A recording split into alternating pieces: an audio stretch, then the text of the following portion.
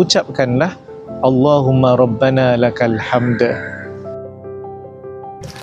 A'udzubillahi minasyaitonirrajim. Bismillahirrahmanirrahim. Assalamualaikum warahmatullahi wabarakatuh.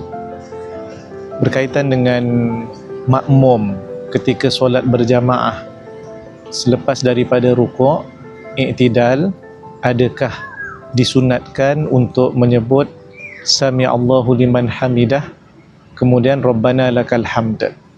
Menyebut Sami Allahu liman hamidah dipanggil sebagai tasmi', dan Rabbana walakal hamd disebut sebagai tahmid.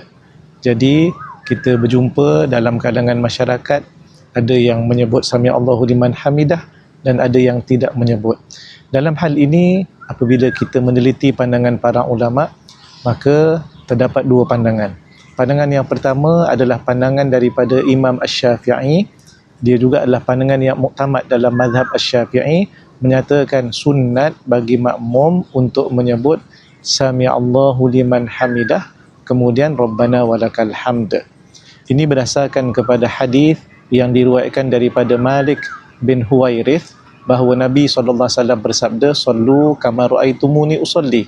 Solatlah kalian semua sebagaimana aku solat. Rasulullah solat menyebut Sami Allahu liman hamidah dalam riwayat yang lain, kemudian Rabbana walakal hamd.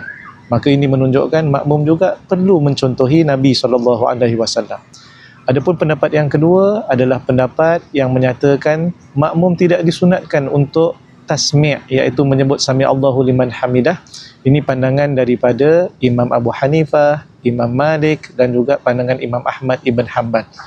Berdasarkan kepada hadis daripada Abu Hurairah radhiyallahu an di dalam Sahih Al-Bukhari bahawa Nabi SAW bersabda, Nabi menyebut pada para sahabat apabila imam bangun daripada rukuk, Nabi kata faqulu, dan Nabi kata kepada para sahabat, ucapkanlah Allahumma rabbana lakal hamd.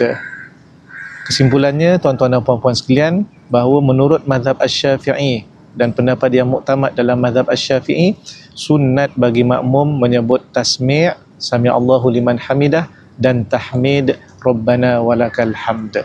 Wallahu a'lam. Sekian. Assalamualaikum warahmatullahi wabarakatuh.